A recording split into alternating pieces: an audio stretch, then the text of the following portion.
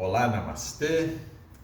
Hoje estamos aqui para falar de uma postura chamada Supta Vajrasana, de acordo com a descrição de alguns textos relativamente recentes na história do yoga da primeira metade do século XX. Essa postura também no yoga contemporâneo é chamada de Supta Virasana.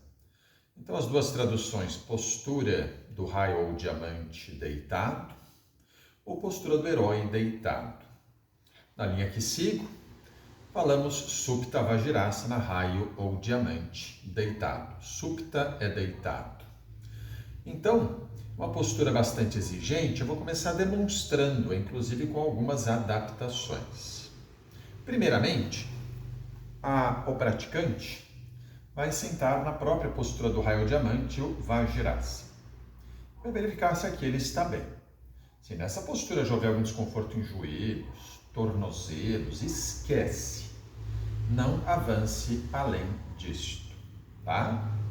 Mas se eu tiver condições de, estando com joelhos saudáveis principalmente, afastar os pés e sentar entre os pés, eu posso fazer isso. Evitando virar os pés assim para fora. Na verdade, a gente fala virar o pé, mas a rotação está acontecendo aqui no joelho e aí é que mora o perigo. Então, por mais que seja dolorido ficar com esse apoio dos peitos dos pés, evite fazer isso. Se precisar fazer alguma outra adaptação, deve ser feita com apoio sobre os tornozelos ou então usando um apoio sobre os isquios, por baixo dos isquios. Se eu fizer isso aqui, eu vou sentar num plano um pouquinho mais alto e vou exigir menos dos tornozelos e menos dos joelhos, tá? Mas se eu tiver condições de ficar bem com os isquios no chão, melhor ainda. Afastando as barrigas das pernas para conseguir um bom encaixe. E detalhe, a gente vai evitar afastar muito os joelhos, mas também não precisa se obrigar a ficar com os joelhos unidos. Isso nem é, digamos assim, uma postura muito anatômica, né? Eu costumo sugerir um afastamento dos joelhos equivalente à largura da própria pelve. Um padrão relativamente natural. Se depois me acomodar aqui eu continuo bem, o próximo passo é apoiar as mãos lá atrás no chão e inclinar o tronco para trás. Se aqui já começa a exigir um pouco mais, eu recolho o abdômen, faço a retroversão, aquilo que a gente chama de encaixe da pelve e fico aqui. Se eu sinto que posso ir além, o próximo passo é apoiar os cotovelos no chão e fazer os mesmos ajustes. E se ainda aqui estou bem, o próximo passo é ir devagarinho, deitando. Daí postura do raio deitado. Até apoiar as costas no chão. Se tudo vai bem, eu posso depois levar as mãos até a cabeça. Cotovelos afastados, apontando para fora. Depois de ficar aqui um tempo, aí eu começo a voltar devagar. Busco o apoio dos cotovelos de novo, busco o apoio das mãos de novo e saio da posição. Agora, detalhe, essa postura tem efeitos extraordinários se for uma postura adequada para você praticar, mas ela também tem seus riscos. Então vamos falar só um pouquinho disso. Primeiro, em termos de alongamento, alonga vários grupos musculares. Então, para isso eu trouxe aqui o Joãozinho, e hoje eu enchi o Joãozinho de cordõezinhos, para mostrar os grupos musculares que estão sendo alongados no Supta Vajrasana. Primeiro aqui embaixo, na perna propriamente.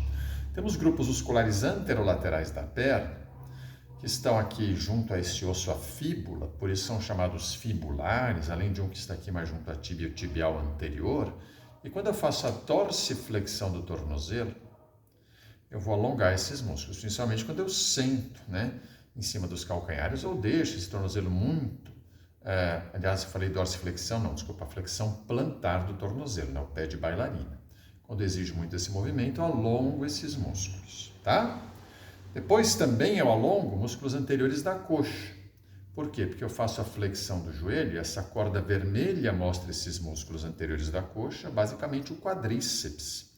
À medida que eu flexiono o joelho aqui, eu estico essa corda, eu estico o quadríceps. 4 corpos musculares que estão conectados, 3 deles aqui na parte superior do fêmur e aqui embaixo com a patela, e um deles que vai da patela até a espinha ilíaca anterior na pelve. Depois temos também esse grupo muscular que é representado pelas cordinhas amarelas, conectando o fêmur à região ilíaca e também à região lombar, aqui na região lombar. Então, esse músculo aqui, o iliopsoas, uma parte ilho, outra parte psoas que vem para a coluna, também tende a ser alongado. Principalmente nessa postura, eu tendo a fazer um melhor encaixe da pelve, se eu evitar que ela fique muito antevertida, né? Com essa parte aqui muito projetada para frente, tá? E por fim, as cordinhas pretas representam a musculatura abdominal anterior, como o reto abdominal, e até mesmo os peitorais. Ô, Joãozinho, vira a cabeça para frente, cara. Não é para mostrar agora a rotação do pescoço olhando lá para trás, né? Que só você consegue fazer. Mas, enfim, aqui os peitorais, né? E aqui a musculatura, o reto abdominal.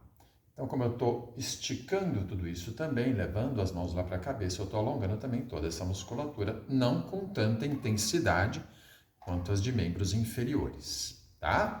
Então, alongamento, que principalmente para quadríceps e para músculos fibulares, é muito eficaz.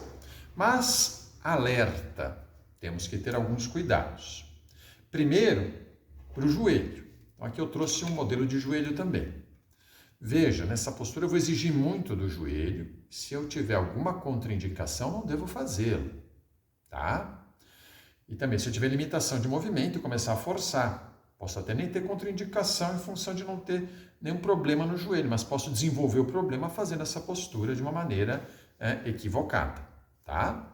Primeiro, quando eu hiperflexiono o joelho, eu já começo a gerar uma pressão maior da patela contra o próprio fêmur, aqui nesta região da articulação fêmuro-patelar. E isso pode gerar, né, uma pressão grande nas cartilagens femoropatelares. Para quem tem condromalácia, por exemplo, passa a ser uma contraindicação. Como se não bastasse, quando eu hiperflexiono o joelho e começo a girá-lo, para levar o pé aqui aos lados, né, do quadril, eu posso forçar meniscos, como aqui, por exemplo, principalmente o menisco lateral, né? Pressão e rotação, tá? Isso aperta o menisco, essa parte aqui representada em azul, e pode lesioná-lo também, a depender do caso. Como se não bastasse aos ligamentos, né? Como, por exemplo, esse ligamento aqui, colateral medial, que quando eu faço esse movimento, eu estou esticando muito esse ligamento.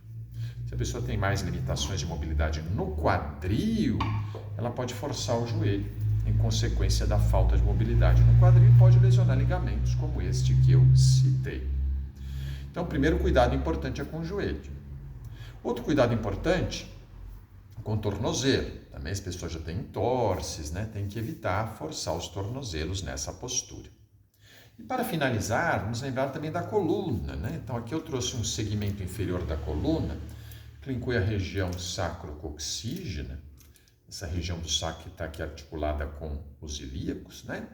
E a região lombar. Agora, imagina que eu estou deitando nessa postura. E aí, os músculos anteriores, como o quadríceps, estão com uma flexibilidade limitada para permitir que eu me deite bem na postura. Então, eles seguram a pelve aqui e eu continuo levando a coluna, forçando-a mais para trás. Eu posso intensificar muito a lordose lombar e posso, portanto, exigir demais da minha lombar. Se eu tenho, inclusive, hiperlordose associada a encurtamento de psoas, o que pode ser muito comum, a postura também passa a ser relativamente contraindicada, pelo menos evitando as suas amplitudes mais elevadas, certo? Agora, se eu estou em boas condições e sinto que essa postura me ajuda a alongar esses grupos musculares, ela pode ser de grande valia, porque esses grupos musculares, alguns inclusive que tendem facilmente ao encurtamento, precisam também ser alongados. E não necessariamente você vai conseguir um efeito eficaz alongando-os de outras formas, tá? Como por exemplo no Padapidanasana, em outras posturas que a gente já apresentou aqui em vídeos anteriores. Então é uma opção, mas uma opção que tem que ser feita ou exercitada com aquela cautela que sempre se exige no yoga. Lembre, autoconhecimento é muito importante, ele passa pelo respeito ao seu próprio corpo. Então aqui vou ficando, agradeço a sua audiência, se gostou dá um like.